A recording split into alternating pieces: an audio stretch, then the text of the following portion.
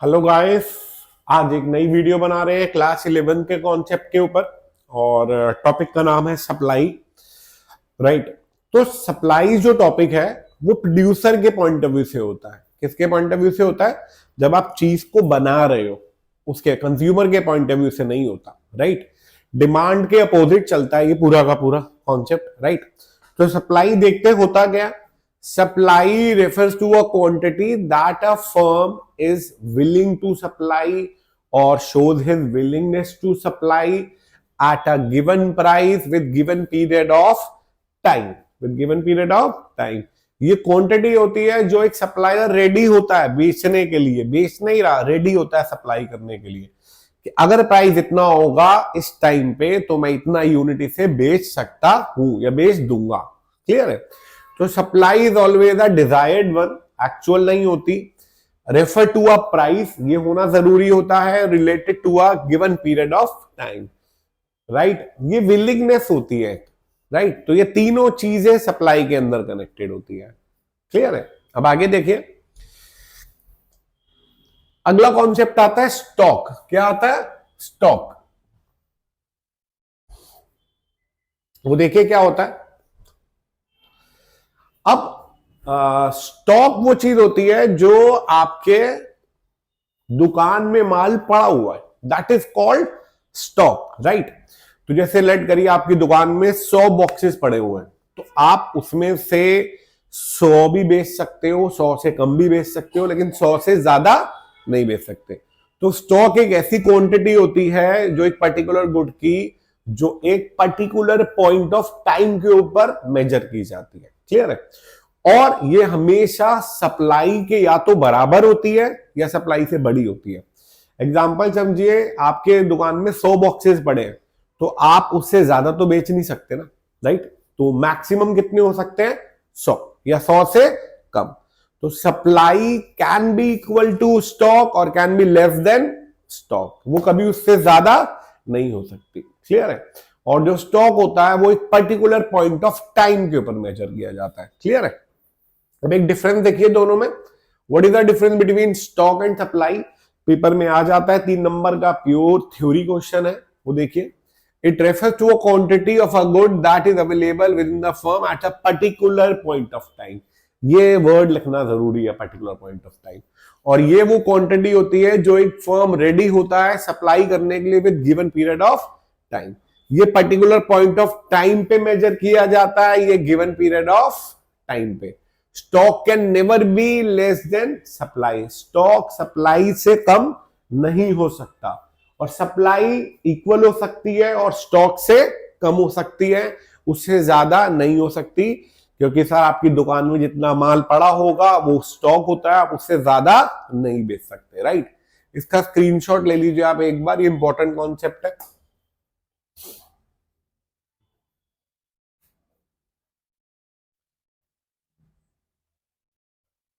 चलिए next point. अब supply को इफेक्ट करने वाले कौन कौन से पॉइंट होते हैं? राइट। अब आपको प्रोड्यूसर के पॉइंट ऑफ व्यू से सोचना है।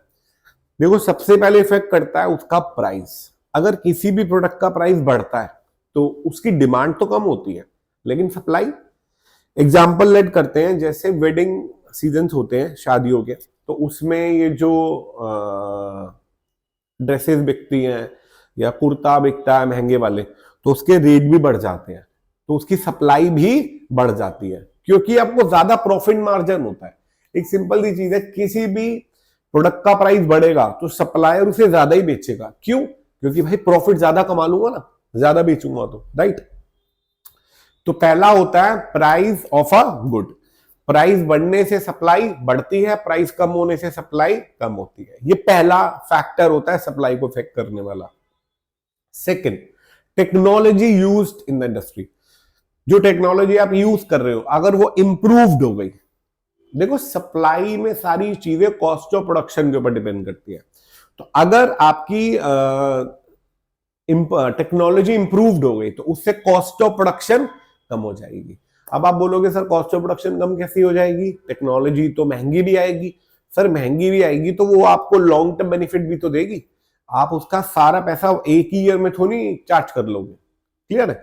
तो अगर नई टेक्नोलॉजी आती है तो कॉस्ट ऑफ प्रोडक्शन कम होती है और उससे सप्लाई बढ़ जाती है। ऐसे ही अगर आपकी टेक्नोलॉजी बैकवर्ड हो गई तो कॉस्ट ऑफ प्रोडक्शन बढ़ जाती है और सप्लाई कम हो जाती है।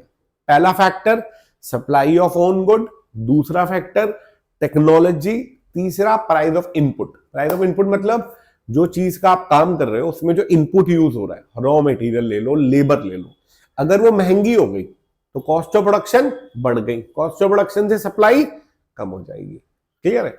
ऐसे ही अगर रॉ मटेरियल या इनपुट आपका कम हो गया तो कॉस्ट ऑफ प्रोडक्शन भी कम हो गई और सप्लाई बढ़ जाएगी। तीसरा पॉइंट क्लियर।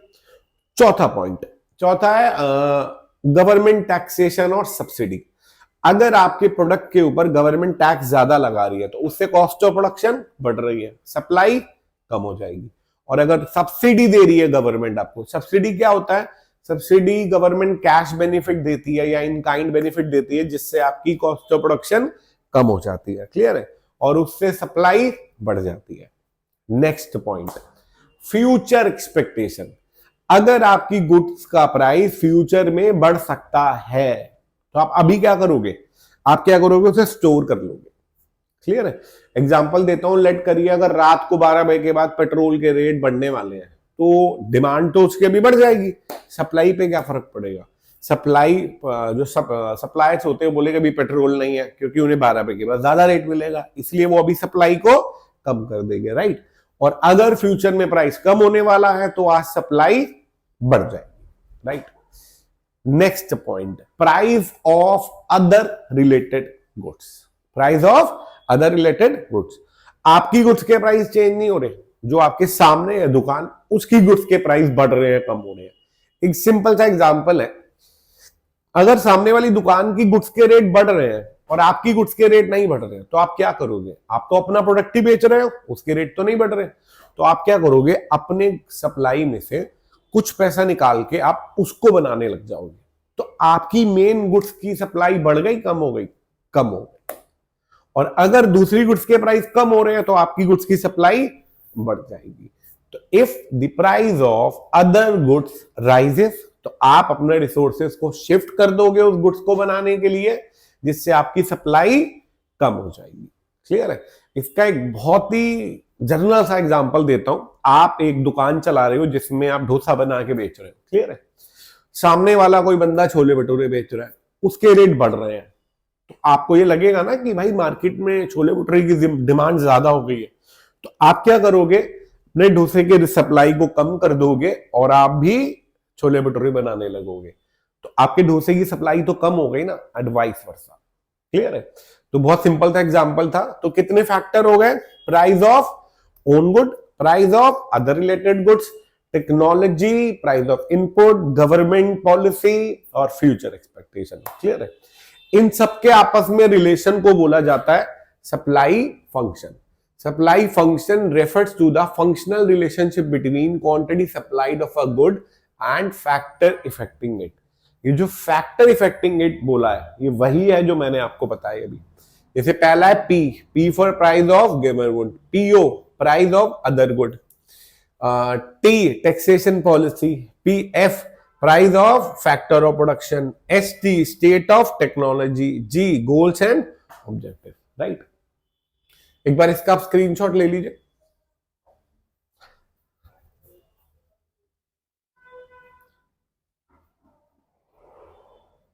चलिए अब आगे देखिए।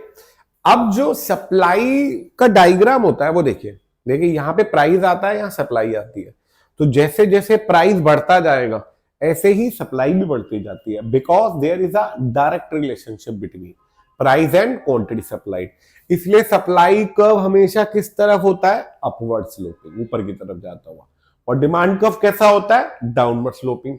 क्यों? क्योंकि प्राइस और डिमांड में इनवर्स रिलेशन होता है और यहां पे प्राइस और सप्लाई में डायरेक्ट रिलेशन होता है। राइट? अब एक चीज देखिए पहले, ये मैंने अभी आपको बताया था सप्लाई कर्व अपवर्ड जा रहा है, तो इसमें ऊपर की तरफ जो मूवमेंट आ रही है वो एक्सपेंशन है, नीचे की तरफ कॉन्ट्रैक्शन है। ऊपर की तरफ और बढ़ रहा है, नीचे की तरफ कम हो रहा है। और यही चीज हमने डिमांड में भी पढ़ी थी। और एक और भी चीज होती है, ये सप्लाई कर्व है, इसमें राइटवर्ड शिफ्ट हुआ और लेफ्टवर्ड शिफ्ट हुआ। ये होता क्या है समझिए, देखिए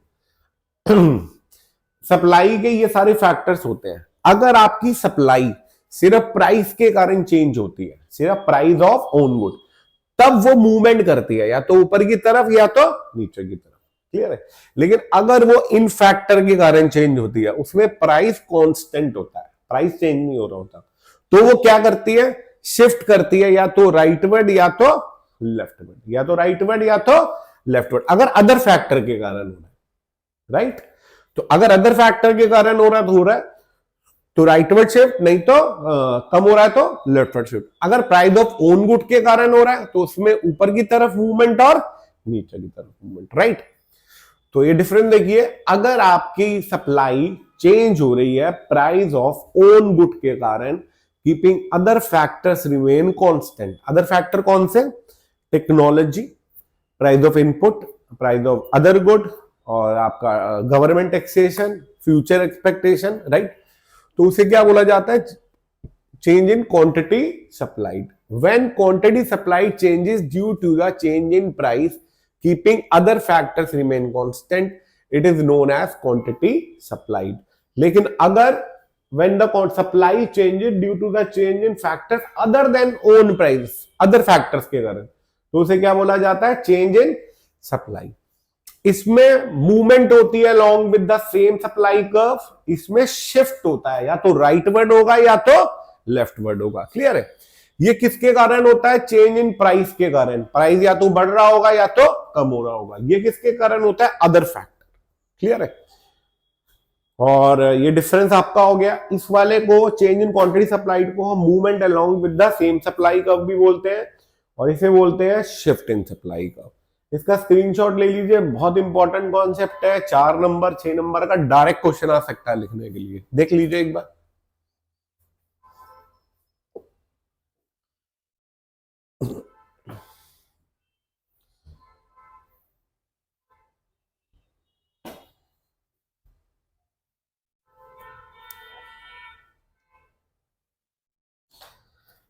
चलिए अब आगे देखते हैं। ये मैंने आपको अभी बता दिया, फैक्टर इफेक्टिंग सप्लाई। पहला होता है प्राइस ऑफ अ गुड, अगर प्राइस बढ़ेगी तो सप्लाई भी बढ़ेगी ज्यादा प्रॉफिट कमाने के लिए, अगर प्राइस कम होगी तो सप्लाई भी कम हो जाएगी। दूसरा स्टेट ऑफ टेक्नोलॉजी, अगर टेक्नोलॉजी इंप्रूव्ड होती है तो कॉस्ट ऑफ प्रोडक्शन कम होगी, सप्लाई बढ़ जाएगी। अगर टेक्नोलॉजी बैकवर्ड होती है तो कॉस्ट ऑफ प्रोडक्शन बढ़ जाएगी और सप्लाई कम हो जाएगी, राइट। उसके बाद टैक्सेशन और गवर्नमेंट पॉलिसी, अगर गवर्नमेंट टैक्स बढ़ा देती है या सब्सिडी कम कर देती है तो कॉस्ट ऑफ प्रोडक्शन बढ़ जाएगी और सप्लाई कम हो जाएगी। Same vice versa, right. Price of input, अगर आपका इनपुट का प्राइस बढ़ जाता है, क्लियर है, तो आपकी कॉस्ट ऑफ प्रोडक्शन भी बढ़ जाएगी और सप्लाई कम हो जाएगी। और अगर कॉस्ट ऑफ इनपुट आपका कम हो जाता है तो सब कॉस्ट ऑफ प्रोडक्शन कम हो जाएगी और सप्लाई बढ़ जाएगी, राइट। नेक्स्ट पॉइंट देखिए, प्राइस ऑफ अदर गुड्स। ये वही एग्जांपल है जो मैंने अभी आपको डोसा और छोले भटूरे का एग्जांपल दिया था। आप इसमें ये वर्ड यूज मत करना, आप गुड ए गुड बी करके एग्जांपल फ्रेम कर सकते हो पेपर में और उसको एक्सप्लेन कर सकते हो, राइट। और दूसरा गोल्स एंड ऑब्जेक्टिव। दो तरीके के गोल्स होते हैं, एक प्रॉफिट मैक्सिमाइजेशन, एक रेवेन्यू मैक्सिमाइजेशन। प्रॉफिट मैक्सिमाइजेशन वो अप्रोच होती है जब हमारा प्राइस बढ़ेगा हम तभी बेचेंगे, नहीं तो नहीं बेचेंगे, क्लियर है। हमें प्रॉफिट चाहिए, हमें सेल्स नहीं चाहिए। और रेवेन्यू मैक्सिमाइजेशन का मतलब हमें बल्क में खेलना है, हमें सेल ज्यादा होनी चाहिए चाहे हमारा प्रॉफिट पर यूनिट कम हो जाए, राइट। इसका बेस्ट एग्जांपल है रिलायंस जियो, राइट। नेक्स्ट देखिए, एक डिफरेंस है एक्सपेंशन इन सप्लाई और इंक्रीज इन सप्लाई। एक्सपेंशन मतलब सप्लाई बढ़ रही है, बढ़ती कब है, जब प्राइस बढ़ता है, तो इसमें ऊपर की तरफ मूवमेंट होती है। When quantity supplied due to the rise in price keeping other factors remain constant, it is known as expansion in supply. इसमें क्या होता है, जब फेवरेबल चेंज होता है अदर फैक्टर्स में, तो इसमें राइटवर्ड शिफ्ट होता है, याद रखना। जब अदर फैक्टर के कारण सप्लाई चेंज होती है तो उसमें राइटवर्ड शिफ्ट होता है, क्लियर है। और इसमें आप राइटवर्ड होता है, इसमें अपवर्ड मूवमेंट होती है। और इसमें रीजन क्या होता है, राइज इन प्राइस इसमें आप कोई भी बना सकते हो, जैसे improvement in technology, price of input falls, price of other good falls, government ने टैक्स कम कर दिया या सब्सिडी बढ़ा दी, ये सब, राइट। एक बार इसका स्क्रीनशॉट ले लीजिए, इंपॉर्टेंट कॉन्सेप्ट है।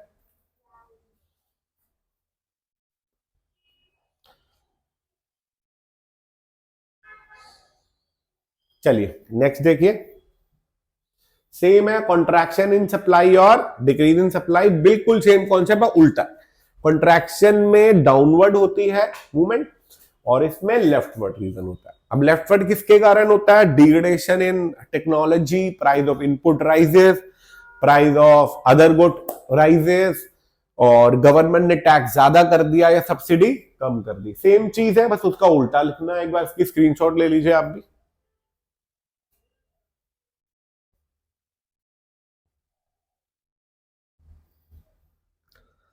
चलिए अब आगे देखते हैं, what are the reason for increase in supply? Rightward shift क्यों होता है?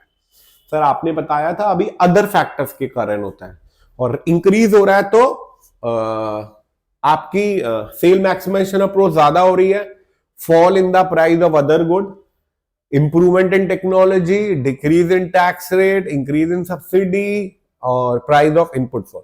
इन सबसे पता क्या हो रहा है? जो प्रोड्यूसर है उसे पैसे बच रहे हैं, जिससे वो और ज्यादा सप्लाई कर रहा है। आप भी सोच रहे होगे ना, इससे होने से उसे कैसे सप्लाई वो बढ़ाएगा।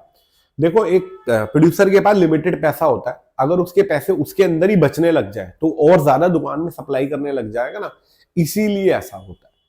क्लियर है? ये सारे इंक्रीज इन सप्लाई के हैं, ये जो मैंने अभी आपको बताए थे। डिक्रीज के क्या होंगे? इसके उल्टे होंगे सारे, राइट। स्क्रीनशॉट ले लीजिए इसका एक बार।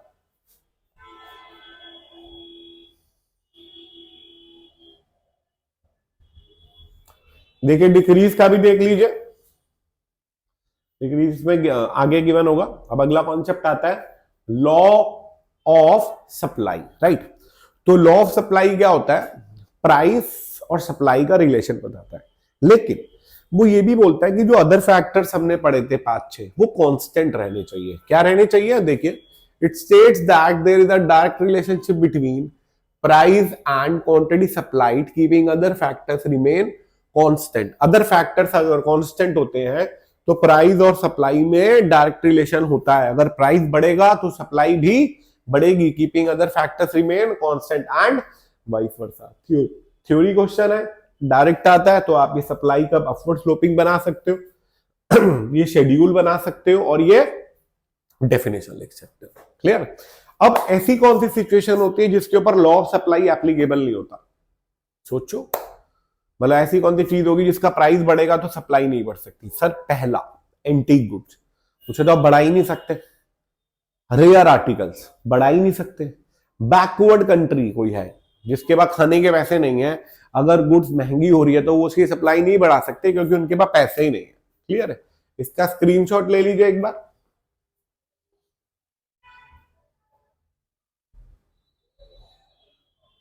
क्लियर है? उसके बाद ये मैंने अभी आपको बताया था, चलो इससे पहले ये भी बता दूंगा आपको, assumption of law of supply हमने पढ़ा था ना, there is a direct relationship between price and supply, keeping other factors remain constant, right. तो वो कीपिंग अदर फैक्टर कौन से है? टेक्नोलॉजी में कोई चेंज नहीं आना चाहिए, प्राइस ऑफ इनपुट चेंज नहीं होना चाहिए, क्योंकि अगर ये चेंज होगी तो चीज और महंगी होती जाएगी या सस्ती होती जाएगी, तो लॉ ऑफ सप्लाई एप्लीकेबल नहीं होगा। Taxation policy change, no change in price of other related goals भी से। क्लियर है? ये वही पॉइंट है जो अदर फैक्टर्स रिमेन कांस्टेंट, ये वही पॉइंट को एक्सप्लेन करा हुआ। क्लियर है? फिर कौन कौन से केसेस होते हैं जिसमें लॉ ऑफ सप्लाई नहीं होता? पहला, एग्रीकल्चर गुड्स, रात को हमेशा महंगी हो जाती है क्योंकि खराब हो जाने वाली होती है, ये सेम ही है, पेरिशेबल भी।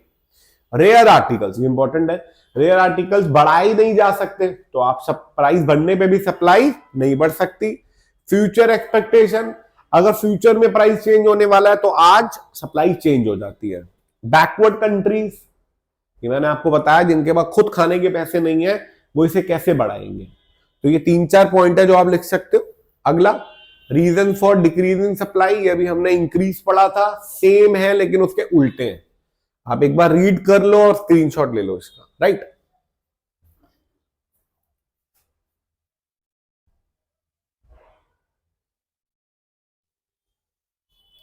चलिए अगला, how does the change in price of other related goods effect the supply.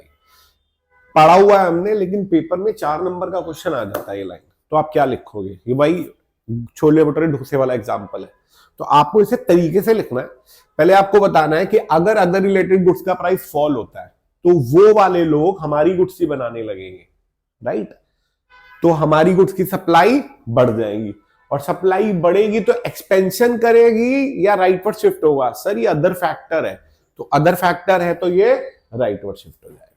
और ऐसे ही अगर अदर गुड्स का प्राइस राइज होता है तो हम भी वो बनाने लगेंगे, तो हमारी गुड्स की सप्लाई कम हो जाएगी, तो वो लेफ्टवर्ड शिफ्ट हो जाएगा। और आपको प्रॉपर लिखना है इसको, ए पार्ट बी बना के अच्छे तरीके से डायग्राम करके सारी चीजें मार्क करके लेफ्टवर्ड राइटवर्ड शिफ्ट सारी चीजें बतानी है, तभी फुल नंबर मिलते हैं इसके अंदर। क्लियर है?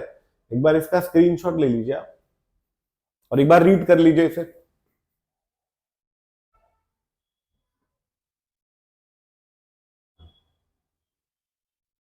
चलिए अब नेक्स्ट सेम एक ऐसा ही क्वेश्चन है टेक्नोलॉजी का भी। ये भी हमने भी पढ़ लिया कि टेक्नोलॉजी कैसे इफेक्ट करती है सप्लाई को। सर 2 पार्ट है, इंप्रूवमेंट है या डिग्रेडेशन है। इंप्रूवमेंट है तो कॉस्ट ऑफ प्रोडक्शन कम होगी और वो राइटवर्ड शिफ्ट कर जाएगी। अगर मतलब बैकवर्ड हो गई तो कॉस्ट ऑफ प्रोडक्शन बढ़ जाएगी, सप्लाई लेफ्टवर्ड शिफ्ट कर जाएगी, राइट?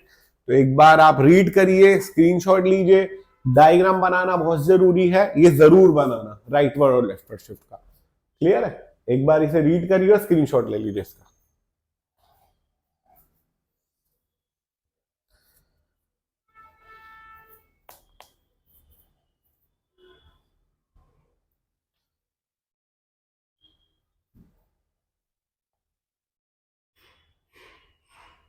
चलिए आगे देखिए, ये भी सेम ही क्वेश्चन है। How does the change in price of factor of production effect? Same चीज ही है। अगर कॉस्ट ऑफ प्रोडक्शन बढ़ जाएगी तो आपकी सप्लाई कम हो जाएगी, कॉस्ट ऑफ प्रोडक्शन कम हो जाएगी तो सप्लाई बढ़ जाएगी, राइट? नेक्स्ट देखिए, अगला एक बहुत इंपॉर्टेंट क्वेश्चन देखिए। लॉ ऑफ सप्लाई ये बोलता है प्राइस के बढ़ने से सप्लाई बढ़ती है। क्यों? आंसर है क्यों। Why law of supply operates, why a supplier more supply at a more price. क्यों ऐसा होता है? पहला आपको पता ही होगा, प्रॉफिट मोटिव, वही लिखा है। बेसिक जो मोटिव होता है प्रोड्यूसर का वो क्या होता है कि मैं ज्यादा से ज्यादा प्रॉफिट कमाऊं। तो जब प्राइस बढ़ता है तो उसका प्रॉफिट ज्यादा होता है, तो वो क्या करेगा? ज्यादा से ज्यादा बेचने की कोशिश करेगा। सर ये तो आ गया समझ में, यही तो मेन मोटिव होता है। लेकिन इसका 3 नंबर का अगर क्वेश्चन आ गया तो 3 पॉइंट लिखने। अगला देखो, number of change in number of firm. Example देता हूं, कोविड के टाइम पे लोगों ने ज्यादातर बिजनेस क्या कर दिए थे? सैनिटाइजर बनाने लग गए, मास्क बनाने लग गए। क्यों? कुछ लोग सोशल वर्क में भी बना रहे थे, कुछ प्रॉफिट मोटिव से भी बना रहे थे। तो लोगों को लगाने की इसमें प्रॉफिट है, तो उससे क्या हुआ? ज्यादा फर्म एंटर कर गई उस मार्केट के अंदर, जिससे उसकी सप्लाई बढ़ गई। तो प्राइस बढ़ने से प्रॉफिट ज्यादा हुआ, प्रॉफिट ज्यादा हुआ तो जिन फर्म्स को लगा वो भी एंटर कर गई, तो सप्लाई और बढ़ गई। जो एग्जिस्टिंग बेच रहे थे वो तो प्रॉफिट कमा ही रहे थे, जो नए आए वो भी बेचने लगे, राइट? तो दूसरा क्या हो गया? Change in number of firm. Last, change in stock. आपके गोडाउन में माल पड़ा है, घर में पड़ा है, सामान पड़ा है, आप बेच रहे हो, तो जब रेट ज्यादा हो जाएगा तो आप सारा माल निकाल के बेचने लग जाओगे। अपना जो गोडाउन में पड़ा है, घर में पड़ा, सब माल निकाल दोगे। क्लियर है? क्योंकि हर प्रोड्यूसर स्टॉक रख के चलता है कि कभी जरूरत ना पड़ जाए। तो इसमें अगर रेट ज्यादा हो गया तो वो रुकेगा नहीं, उसको भी डाल देगा, तो इससे सप्लाई और बढ़ जाएगी। क्लियर है? तो सप्लाई बढ़ने से, प्राइस बढ़ने से सप्लाई बढ़ने के 3 मेन रीजन होते हैं। पहला प्रॉफिट मोटिव, दूसरा change in number of firm, और चौथा आपका चेंज इन स्टॉक। ये बहुत इंपॉर्टेंट कॉन्सेप्ट है, एक बार इसे रीड करिए और स्क्रीनशॉट लीजिए इसका।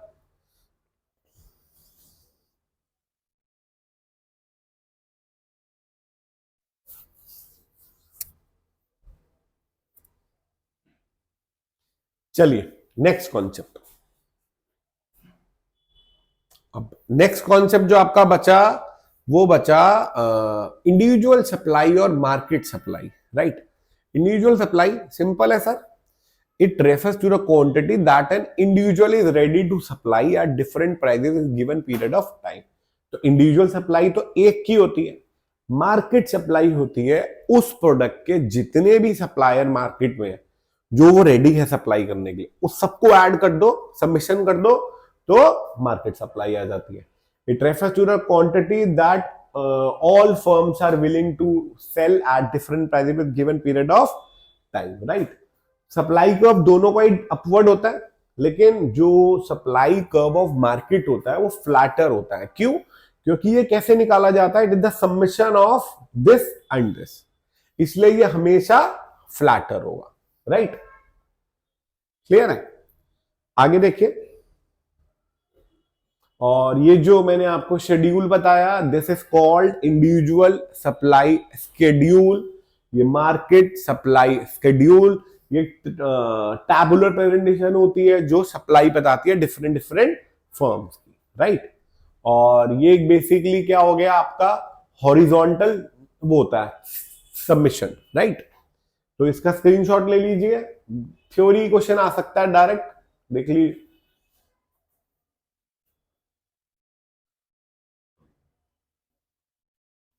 क्लियर है? अब